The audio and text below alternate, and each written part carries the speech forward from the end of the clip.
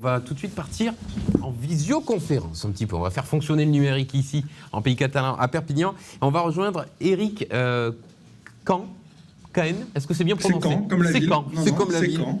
Crédit Agricole, vous êtes le CDO, Chief Digital Officer. Est-ce que c'est bien présenté? Oui, c'est ça. Je suis le responsable du digital pour tout le groupe Crédit Agricole. On vous laisse pitcher votre le Crédit Agricole. 2 minutes. Vous savez. Oui. Alors, c'est une petite start-up qui a à peu près 150 ans et qui aide à la base, qui est mutualiste d'abord. Donc, il n'y a pas de vilains actionnaires capitalistes, même si j'ai rien contre le capitalisme à la base, pour aider les projets qui étaient au départ agricoles, puis qui se sont étendus et qui sont aujourd'hui... c'est devenu une banque universelle de proximité. Donc, juste pour rappel, le Crédit Agricole, c'est la première banque française, le premier assureur en France. Et ça couvre et ça aide une entreprise sur 2 en France et un foyer sur 3. Et quand on a dit ça, en général, on dit « Waouh, c'est vraiment très, très gros ». Ça a ses propres producteurs d'assurance, de crédit à la consommation comme Sofinco, l'assurance Predica, Pacifica, et ça monte les étages de la fusée de la finance avec CACIB, ex-Indosuez ou Amundi, qui est une des plus grosses sociétés de gestion d'assets au monde, qui est dans le top 10. Donc en tout, ça fait un énorme paquebot et c'est pas un porte-avions, le Crédit Agricole, c'est une flottille ou une flotte, comme disent les Américains, c'est la 6e flotte un peu, mais c'est la flotte française et qui porte ou qui voit passer un quart ou un tiers de l'économie française. Digital dans tout ça, est-ce que c'est pas devenu un peu un bateau amiral justement avec la crise sanitaire qui a accéléré ses besoins en termes de numérique et de digitalisation? Alors, c'est pas exactement comme ça qu'on le voit. On considère que tout ce que nos clients, qu'ils soient particuliers, indépendants ou professionnels ou PME ou grandes entreprises, veulent faire automatiquement en self-care, en autonomie, ils doivent pouvoir le faire avec le digital. Bon. Mais on ne s'arrête pas là, parce que sinon c'est pas la peine d'avoir des agences, c'est pas la peine d'avoir des caisses régionales et c'est pas la peine d'avoir des experts sur le terrain. Or, nous, on veut justement enrichir l'expérience digitale avec de l'humain. Et avec de l'humain en responsabilité, en présentiel, localement, quand vous en avez besoin. Ce qui veut dire que savoir combien il y a sur votre compte, évidemment que vous n'allez pas appeler quelqu'un pour faire la demande. Si vous le faites, on vous répondra. Mais ce n'est pas le but. Faire un virement, ça doit pouvoir être fait de façon très, très fluide. En revanche, lorsque vous avez vraiment des sujets plus complexes, qui ont besoin d'expertise et de responsabilité, parce qu'il faut prendre une décision. Quand vous êtes face à juste une application mobile ou un site web et que vous prenez la décision et que cette décision est très impliquante pour le futur de votre patrimoine, votre famille, votre bien immobilier, votre acquisition, votre niveau de trésorerie, de crédit, ou que vous avez un accident de la vie, ce jour-là, je peux vous assurer que vous aimez avoir un conseiller qui va vous écouter et qui va vous conseiller. Ce que vous voulez dire, en gros, c'est que les banques qui jouent totalement à 100% le jeu du numérique, qui sont complètement digitales et simplement en ligne, se heurtent à des frontières, à des barrières que vous pouvez aisément vous franchir. En tout cas, ces banques-là auront du mal à répondre aux cas vraiment complexes. Et malheureusement, dans la vie, il y a des cas complexes qui ne sont pas forcément malheureux d'ailleurs. Hein. Ça peut être une acquisition ou une cession. Des fois, malheureusement, une succession.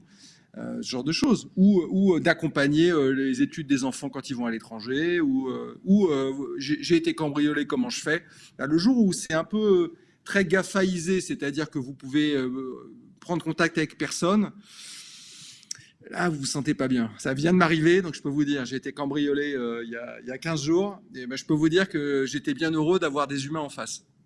Agricole, j'imagine. Bien sûr. Comment ça se passe au niveau de vos stratégies digitales? Comment on fait pour se distinguer des autres banques? Alors, on ne raisonne pas comme ça, on raisonne par rapport aux clients. Qu'est-ce que nos clients souhaitent? Et quand on dit nos clients, comme on est universel, on a de tout. Et on est ravis d'avoir des clients de toute origine. Vous parliez d'inclusion il y a quelques instants. Ou de côté sociétal, vraiment, on est une banque universelle. Donc, on ne veut pas avoir que les gens riches comme clients. On les aime aussi, mais voilà. tout le monde a sa place au Crédit Agricole, chez LCL, chez Before Bank, enfin nos différentes entités. Donc, on réfléchit en fonction des personas, c'est-à-dire du type de client. Qu'est-ce qu'on peut faire en termes de digital pour leur simplifier la vie? C'est pas digitaliser juste le parcours pour le remplacer l'agence. C'est pas ça. C'est où est-ce que s'arrête le digital? Où est-ce qu'on doit mettre le conseiller en clientèle? Bon. Donc ça, c'est les concurrents, ils font ce qu'ils veulent. C'est pas trop le problème. On regarde évidemment ce qu'ils font de temps en temps. Et de temps en temps, on peut être inspiré plus par des néobanques, on va dire, ou des intervenants fintech que nos vrais gros concurrents de place, nos confrères classiques. Bon. Donc on regarde. Ensuite, on ne peut pas tout faire d'un coup de baguette magique. On n'est quand même pas une société à la base de technologie. On est une société de services financiers, bancaires et assurantiels. Et donc, on ne peut pas d'un seul coup se dire, allez, on va mettre 5000 personnes en développement pour développer autant que Google ou autant que Facebook. Ça, non, ce n'est pas notre modèle. Donc, on doit prioriser. Et dans tout ce qu'on pourrait faire, eh ben, on dit, cette année, on va faire ça, ça, ça, puis celui-là, on va le faire plus tard. Et de temps en temps, on change, ou de temps en temps, on dit, bon, allez, on va accélérer, on va faire ça en plus. Mais c'est absolument fascinant, parce qu'on couvre la multicanalité, et comme on est, je l'ai assez dit, universel, eh ben, on doit réfléchir en fonction de toutes les caractéristiques et de tous les produits qu'on vend. Alors, est-ce que vous avez continué à accompagner la création d'entreprises? Vous avez continué à aider des startups, même pendant cette crise sanitaire? Oh, plus que ça. Le groupe Crédit Agricole est un des plus gros distributeurs du plan garanti par l'État. Mais au-delà de ça, on a fait un nombre record, c'est en centaines de milliers de reports de crédit. Parce que le Crédit Agricole appartient aux caisses régionales et les caisses régionales appartiennent aux sociétaires. Donc il n'y a pas de gros actionnaires. Le but du Crédit Agricole, ce n'est pas juste de faire des profits. On est là pour ne pas perdre d'argent. Mais le but avant tout, c'est d'aider son territoire. C'est pour ça qu'il y a 39 caisses régionales encore aujourd'hui. Et Philippe Brassac, notre PDG, dit qu'on va continuer à avoir 39 caisses régionales demain. Enfin, on n'est pas en train de dire on va arrêter les caisses régionales, on va arrêter. Non, pas du tout. On est là pour aider. Et donc, pour aider les startups, pour reprendre votre question précisément, on a par exemple un dispositif qui sont les villages by CA. On en a une trentaine sur le territoire national et même en Outre-mer. Et dans ces villages, on est des...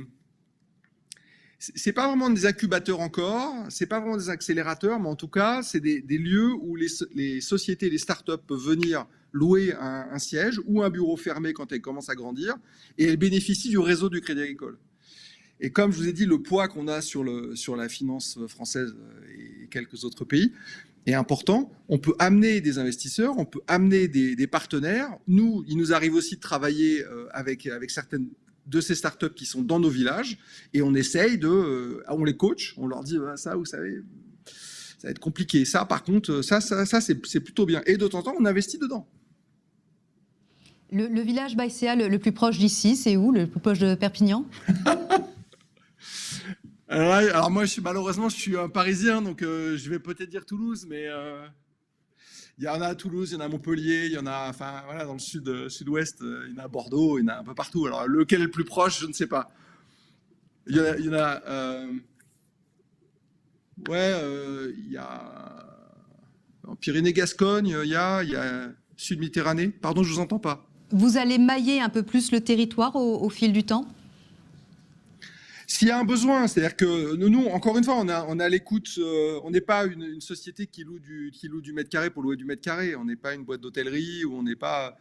Donc, si on sent sur un territoire qu'il y a vraiment un besoin et plein de start-upers qui disent à nos agences, parce que, et à nouveau, avec leurs conseillers, ah, vous savez, moi je monte une boîte, j'ai un copain qui monte une boîte, une amie qui voilà, et ben là on densifiera, on peut densifier, bien sûr. Après, la limite, c'est une par caisse régionale. On n'est pas à 39, on doit être à 30 ou 32 aujourd'hui. Donc, il en manque quelques-unes. Après, est-ce qu'on ira à 2 villages par caisse régionale? Peut-être pas. Ou peut-être vraiment sur les très, très gros territoires où il y a... Voilà.